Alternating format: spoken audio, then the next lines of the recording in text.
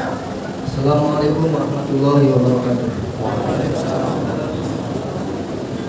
Bismillahirrahmanirrahim. Alhamdulillahirabbil alamin.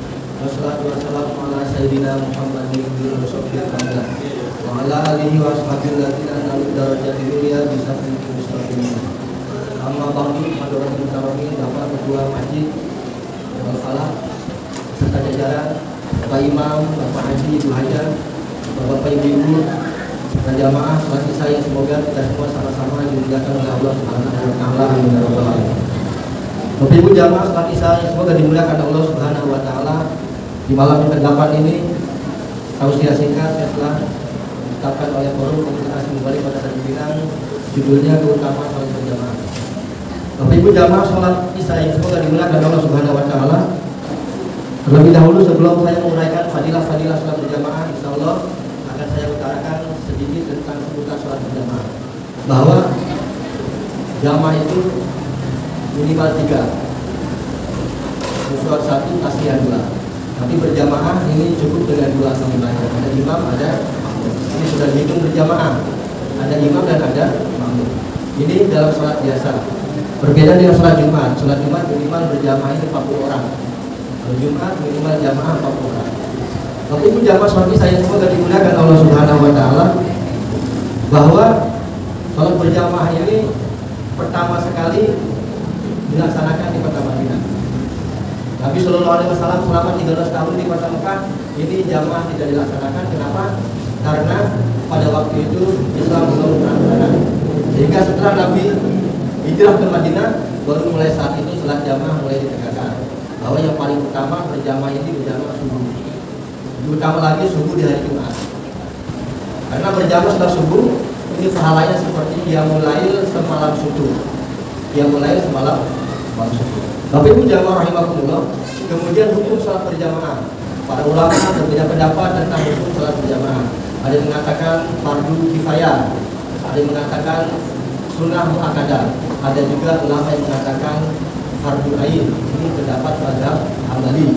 Kemudian yang fardu kifayah ini apabila satu kampung kemudian tidak didirikan salat berjamaah, maka semua mendapatkan dosa.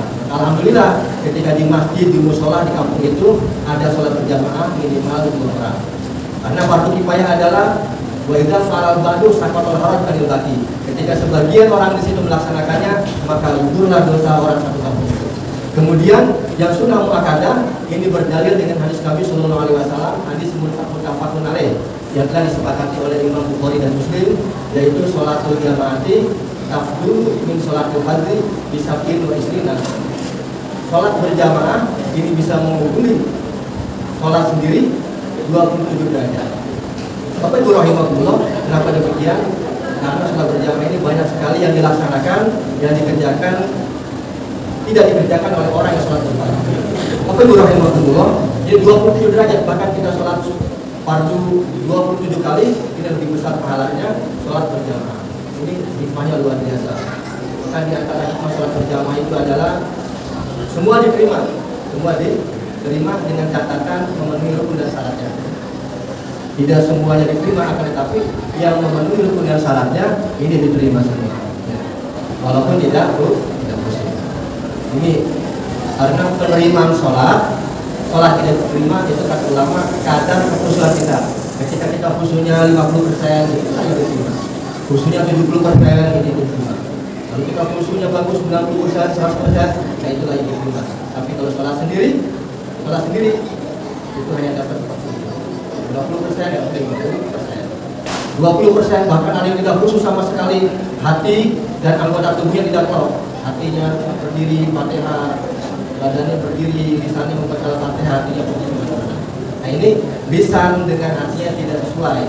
Lisannya baca Fatihah, hatinya pergi ke mall, hatinya ada di luar masjid, hatinya ada di rumah, hatinya ada di dapur dan lain sebagainya.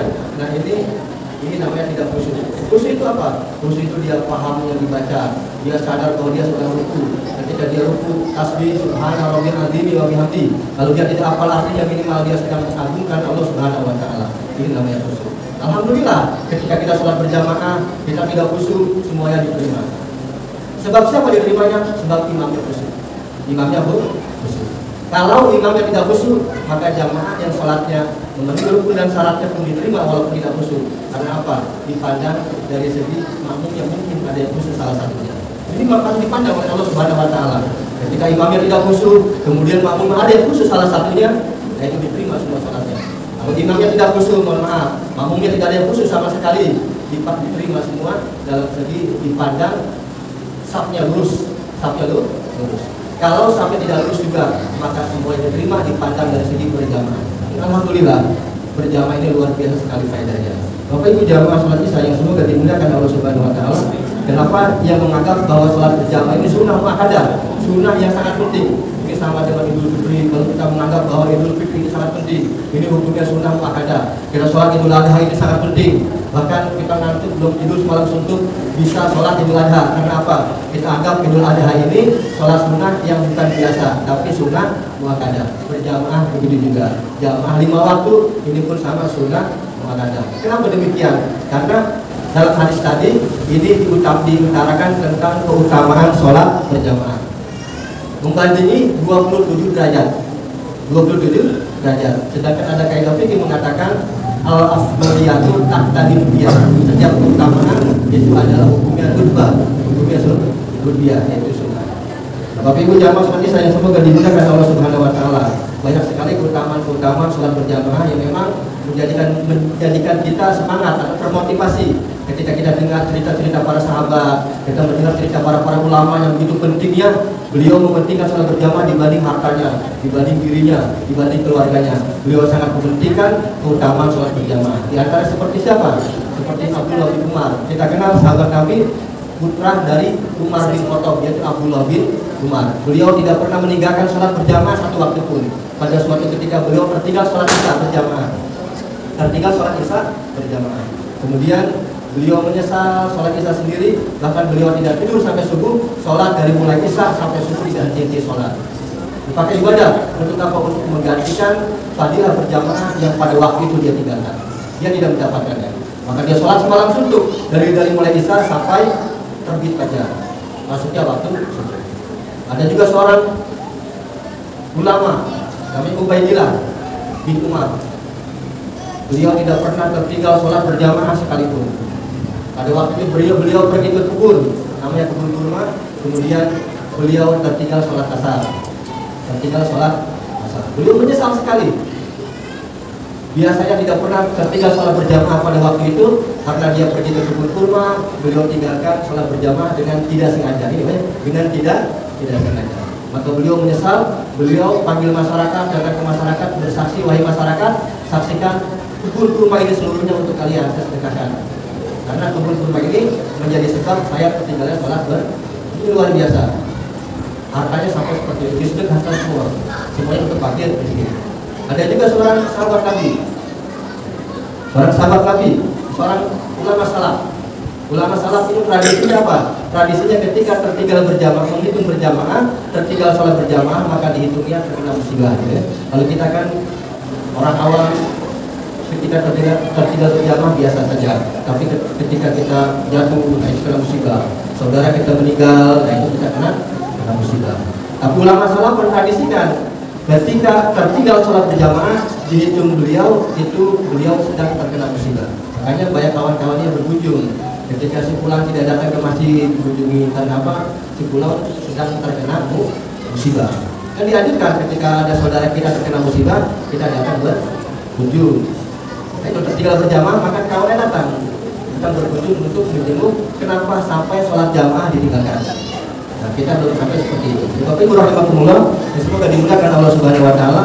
Kemudian sebagian ulama salaf ini mentradisikan seperti itu, tidak pernah tertinggal sholat berjamaah. Maka suatu ketika sebagian dari ulama salaf ada seorang tamu datang ke rumahnya. Sampai tidak sempat sholat Isya karena sibuk mengurusi tamunya.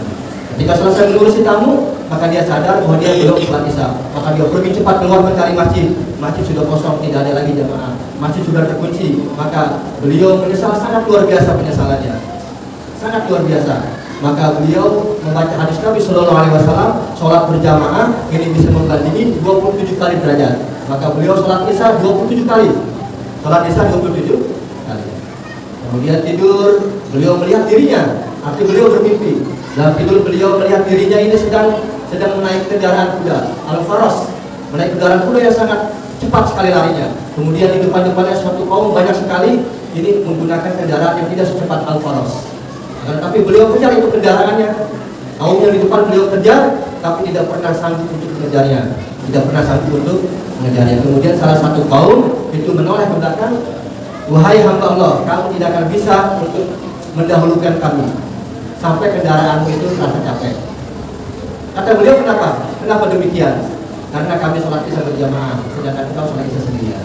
Sampai seperti itu, sampai beliau bermimpi. Bapak Ibu rahimakumullah, mudah-mudahan dari cerita-cerita sahabat Nabi, para ulama, dan hadis-hadis fadilah tentang sholat berjamaah, mudah-mudahan mulai detik ini dan seterusnya kita anggap penting, kita jadikan ini hal yang sangat penting dalam kehidupan kita. Sehingga walaupun kita sholatnya kurang khusyuk, tidak khusyuk 100%, bahkan sama sekali tidak khusyuk, yang penting rukun dan syaratnya kita laksanakan. Insya Allah kalau berjamaah sholat kita Allah terima. Amin ya rabbal alamin. Mungkin ini saja.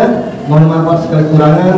Billahi taufik wal hidayah. Assalamualaikum warahmatullahi wabarakatuh.